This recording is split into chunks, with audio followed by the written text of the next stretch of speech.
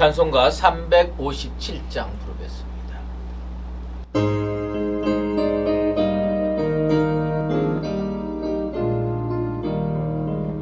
주 믿는 사람 일어나 다 힘을 합하여 이 세상 모든 마귀를 다 쳐서 멸하세.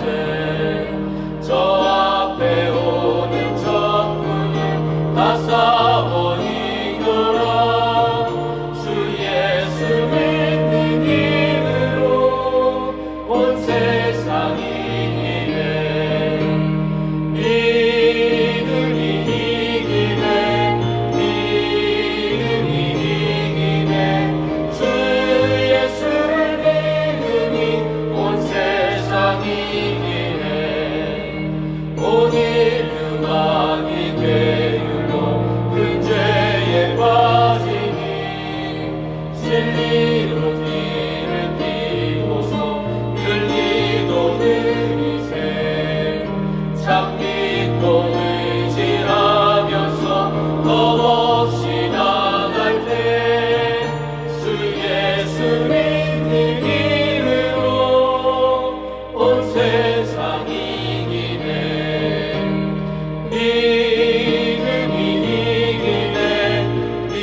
믿음이 이기네. 주 예수를 믿으니 온 세상이 이기네. 끝까지 이긴 자에게 흰 옷을 입히고 또 영생 복을 주시니 참 기쁜 일일세.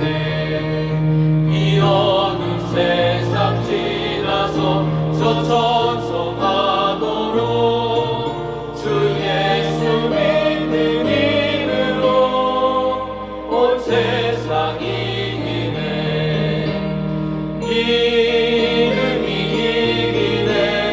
믿음이 이기네. 주 예수를 믿으니 온 세상이 이기네. 기도하겠습니다. 하나님 아버지 감사합니다. 오늘 우리는 주님 앞에 나왔습니다. 주님께서 우리에게 생명 주시고 매일의 삶을 향유할 수 있도록 은혜 베풀어 주심을 감사드리옵나이다. 주님 앞에 설 때에 거룩하게 되길 원합니다. 세상에서 아무리 진홍같이 붉은 죄를 지었다 할지라도 예수 보혈의 피로 깨끗하게 씻어주시고 오늘 이 새벽에 정결한 몸과 마음으로 주님 앞에 서게 되기를 원하옵나이다. 아버지 하나님, 오늘 이 자리가 지성소 앞에 나를 세운 거룩한 하나님의 자녀의 모습이 되길 원합니다. 주님께서 우리에게 은혜를 베푸시사 생명으로 인도하시고 구원으로 인도하시고 또한 세상에서 살 능력도 허락하여 주시옵소서. 하나님의 교회 주님께서 기억하여 주시길 원합니다. 우리 교회가 하나님 마음에 꼭 드는 교회 되길 원합니다. 목사로부터 당해온가 모든 재직과 어린 생명에 이르기까지 하나님의 공동체로서 전혀 부족함 없는 성령 충만한 기관이 되게 도와 주시옵소서. 그리하여서 이 교회를 통해 하나님의 뜻이 세상에 드러나고 구원받는 숫자가 날마다 구름대같이 늘어날 수 있도록 은총 베풀어 주시옵소서. 아버지 하나님, 여름 성경학교가 계속되고 있습니다. 이제 아동부 여름 성경학교가 시작됩니다. 어릴 때부터 예수 믿고 그 심령의 구원의 확신을 가지고 믿음으로 살아가는 자녀로 세울 수 있도록 우리가 이 기간을 잘 활용하게 도와주시옵소서. 아버지 하나님, 또 여름 성경학교뿐만 아니라 바이블 아카데미와 또 여러 휴가와 이런 것들이 다 우리 앞에 놓여져 있습니다.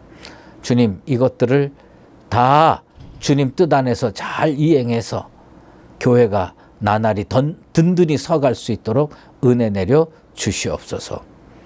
오늘 주님 말씀을 사모하는 마음으로 기다립니다. 이 말씀이 살아계신 하나님의 말씀이 되어서 우리 성도들 각자의 넘치는 은혜로 다가가게 도와주시옵소서. 예수 그리스도의 이름으로 기도드리옵나이다. 아멘. 창세기 43장입니다. 그 땅에 기근이 심하고 그들이 애굽에서 가져온 곡식을 다 먹음에 그 아버지가 그들에게 이르되 다시 가서 우리를 위하여 양식을 조금 사오라. 유다가 아버지에게 말하여 이르되 그 사람이 우리에게 엄히 경고하여 이르되 너희 아우가 너희와 함께 오지 아니하면 너희가 내 얼굴을 보지 못하리라 하였으니 아버지께서 우리 아우를 우리와 함께 보내시면 우리가 내려가서 아버지를 위하여 양식을 사려니와 아버지께서 만일 그를 보내지 아니하시면 우리는 내려가지 아니하리니 그 사람이 우리에게 말하기를 너희의 아우가 너희와 함께 오지 아니하면 너희가 내 얼굴을 보지 못하리라 하였음이니라. 이스라엘이 이르되 너희가 어찌하여 너희에게 또 다른 아우가 있다고 그 사람에게 말하여 나를 괴롭게 하느냐.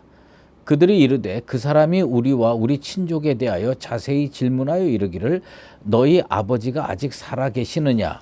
너희에게 아우가 있느냐 하기로 그 묻는 말에 따라 그에게 대답한 것이니 그가 너희의 아우를 데리고 내려오라 할 줄을 우리가 어찌 알았으리이까.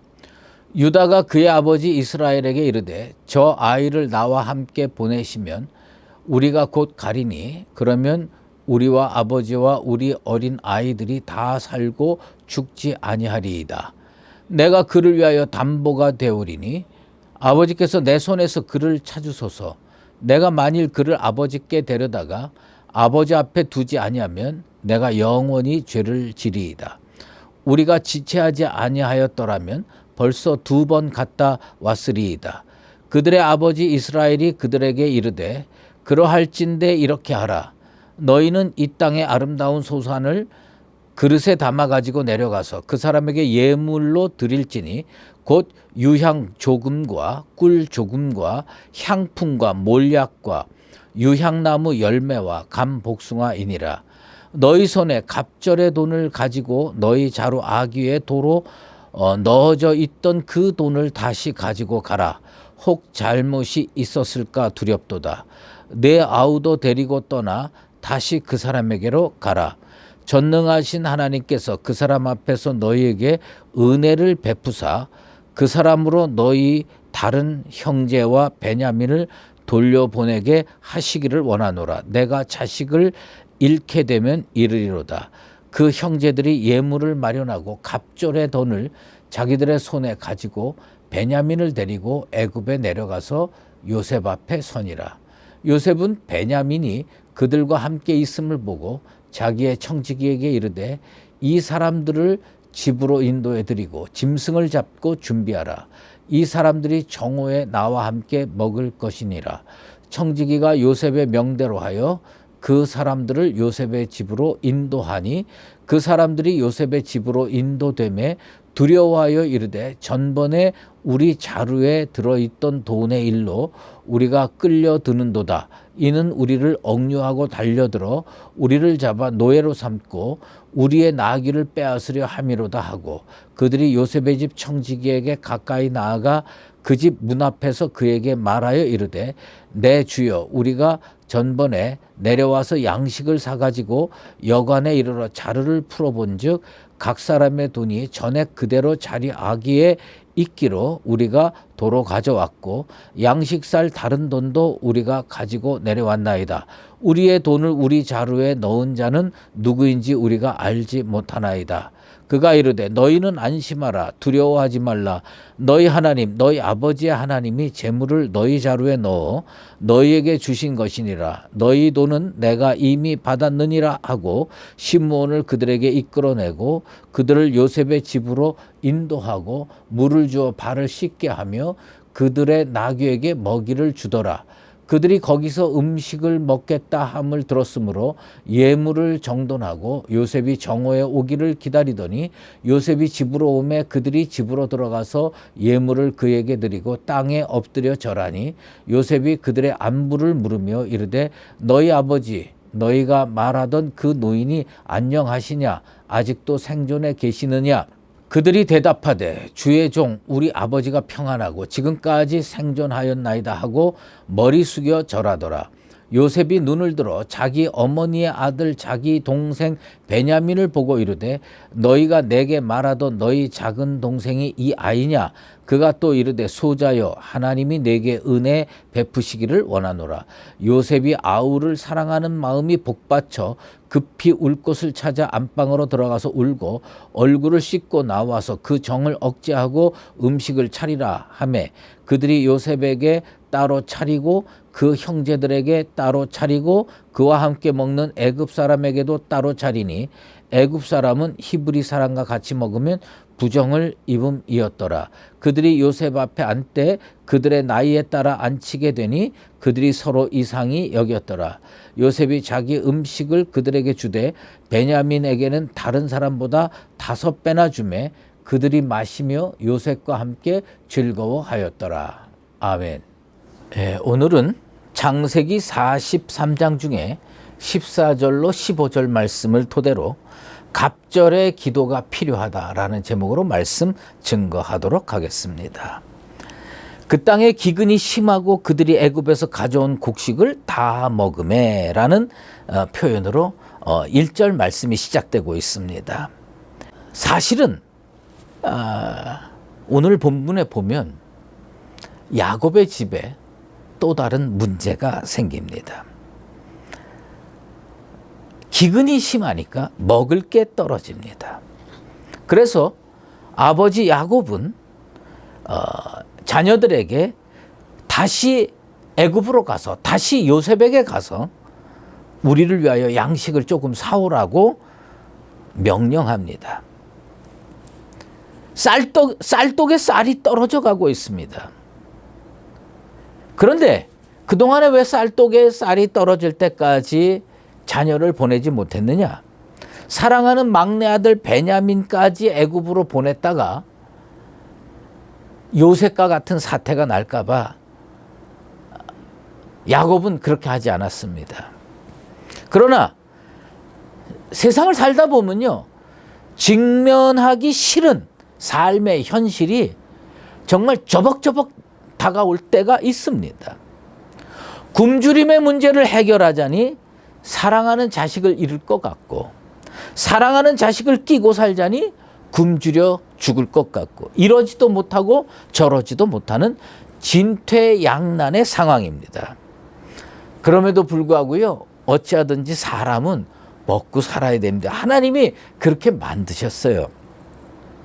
그런데 여기에 문제가 하나 있어요.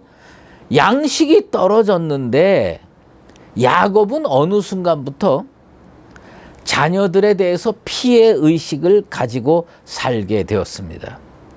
자식들이 자기의 귀한 것들을 하나씩 뺏어가고 있다는 생각이 든 겁니다. 창세기 42장 36절 우리 한 장 전에 보면 너희가 나에게 내 자식들을 잃게 하도다. 요셉도 없어졌고 시므온도 없어졌거늘 베냐민을 또 빼앗아 가고자 하니 이는 다 나를 해롭게 함이로다. 사실은 루벤을 비롯해서 10명의 자녀들이, 이게 요셉은 옛날에 팔아먹었다 하더라도 시므온은 먼저 번에 가서 쌀을 가져오고 밀을 가져오는 과정에서, 양식을 가져오는 과정에서 볼모로 잡힌 거예요. 그런데 이게 야곱의 머릿속에는 다 저것들이 나를 못 살게 구는 것이다, 이렇게 생각하는 피해 의식에 사로잡혔습니다. 여러분, 세상에서 가장 불행한 사람이 누군지 아십니까? 먹고 살기 힘든 사람입니까? 건강이 나쁜 사람입니까? 물론 그런 것도 참 어렵고 힘들겠지만요, 피해 의식에 사로잡히면요, 인생이 너무너무 고달프고 힘들고 재미없고 불행하게 느껴지는 겁니다. 창세기 43장 6절에 보면 너희가 나를 해롭게 함이로다, 이렇게 항변하고 있어요. 그리고 너희가 어찌하여 나를 괴롭게 하느냐, 이렇게 자식들 앞에서 못할 말까지 하는 겁니다. 심리학에 성인 아동이라는 말이 있어요. 어덜트 차일드. 몸은 성인인데 정신 연령이 어린아이예요. 그런데 이런 성인 아동이 참 주변에 많이 있습니다. 그중에 여러 가지 유형이 있는데 고독한 성인 아동, 야곱이요, 자식들을 다 해서 저것들이 다 나를 배신했어, 저것들이 나를 다 해롭게 해, 그리고 혼자 외따로 이렇게 하면서 요런 걸 고독한 성인 아동이라고 표현합니다. 사실은요, 왜 이렇게 되느냐, 사실 야곱이요, 올바른 사랑을 받아보지 못해서 늘 의심의 눈초리로 주변을 바라보면서 외톨이로 살아가는 유형입니다. 자기중심적인 사고의 성인 아동들이 요즘에 우리 주변에 참 많습니다. 아내는 죽도록 남편을 위해서 살아야 되고 남편은 죽도록 아내를 위해서 살아야 한다고 생각하는 사람들입니다. 이런 사람들이 결혼을 하면요, 금방 이혼하게 됩니다. 상대방의 입장을 이해하지 못해요. 저것이 나를 해롭게 한다, 저것이 나를 미워한다, 이런 식으로 생각을 하는 겁니다. 지금 애굽에 시몬이 볼모로 사로잡혀 있어요. 아버지 야곱은요, 그 시몬의 입장을 헤아려 보지 못합니다. 시몬도 아들이잖아요. 그런데 그 아들 사로잡혀 있는 것에 대해서는 언급은 하지만 베냐민 빨리 보내서 구해낼 생각을 전혀 하지 못하는 겁니다. 2번이나 다녀왔을 시간이 흘렀지만 야곱은 오직 베냐민 지키기 위해서 먹을 것만 있으면 볼모로 사로잡혀 있는 시몬 포기할 수 있는 아버지였습니다. 여러분, 우리에게 뭐가 필요하냐? 피해의식이 필요한 게 아니라 은혜의식이 필요합니다. 하나님이 나와 함께 하신다, 하나님이 나를 도와주신다, 하나님께서 이번 일도 내 손 붙들어 일으켜 세워줄 거야, 이게 뭐냐? 은혜의식입니다.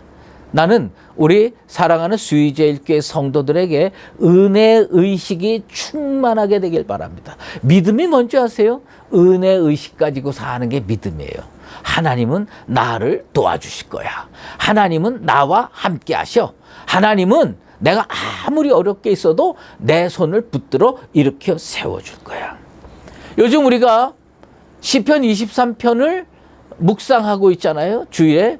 그런데 대표적으로 은혜의식을 가지고 사는 사람이 누구냐? 다윗이에요. 여호와는 나의 목자시니.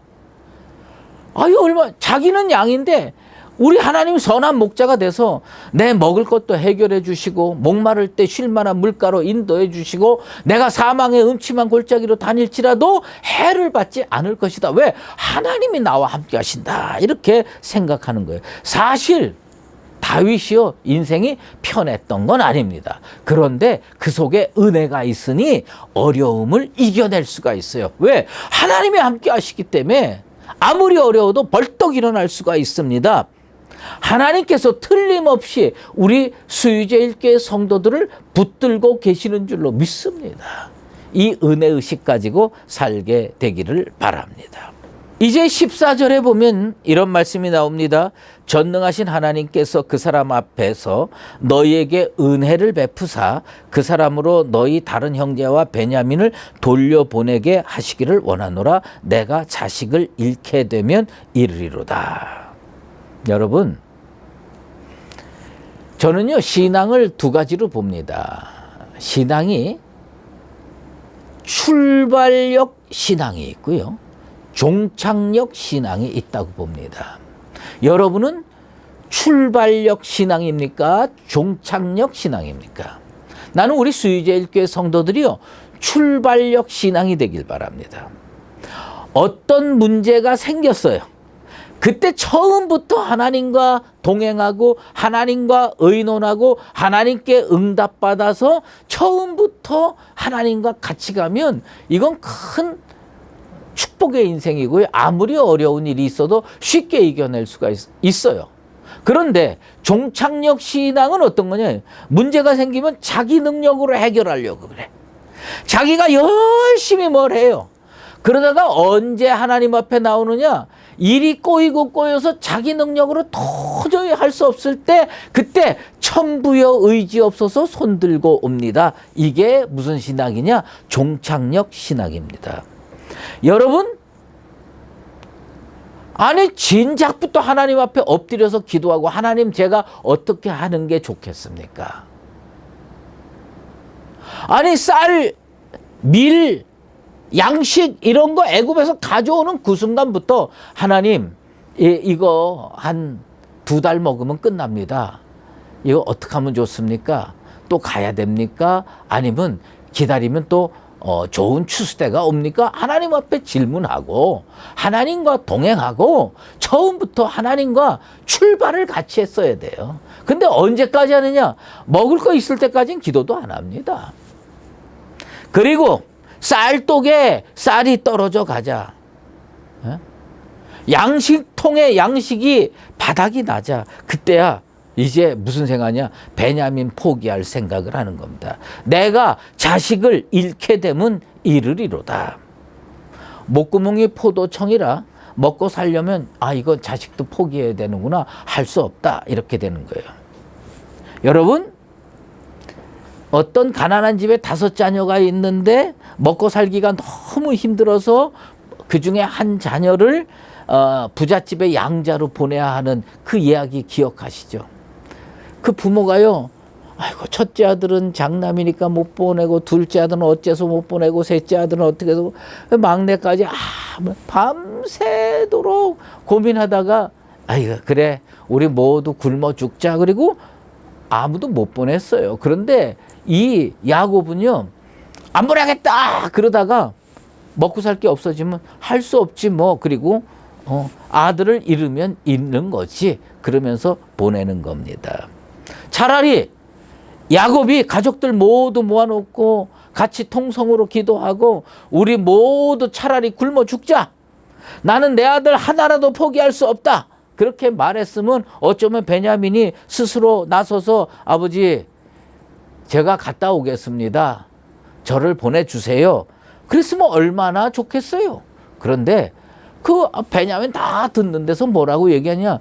아들을 잃으면 잃는 거지. 그래 갔다 오라. 이렇게 이야기를 하는 겁니다.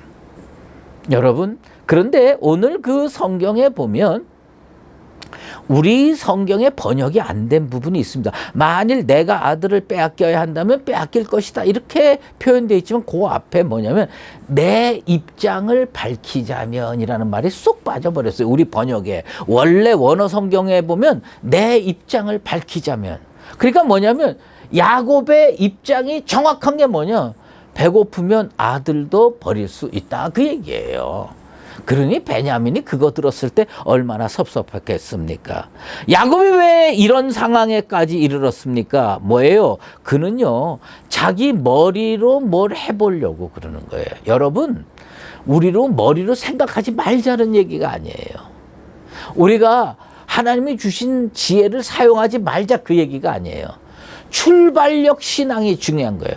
처음부터 그런 문제가 예상이 되면 하나님 앞에 진작 내놓고 하나님께 기도하고 하나님께 매달려서 하나님 제게 지혜 주십시오. 하나님 제가 이걸 어떻게 해야 될지 모르겠습니다. 하나님 도와주십시오. 그러면 하나님께서 야곱 인생에 얼마나 자주 하나님 나타났습니까? 네 아들 베냐민을 보내라. 괜찮다. 가서 살아서 돌아올 거다. 이런 응답받고 보냈을 수도 있지 않겠습니까? 여러분, 알량한 경험에 의지해서 할 만큼 하다가 정할 수 없으면 천부여 의지 없어서 손들고 옵니다. 항복하고 주님께 나아가는 모습 이제 좀 그만했으면 좋겠습니다. 우리는 어떻게 해야 되느냐?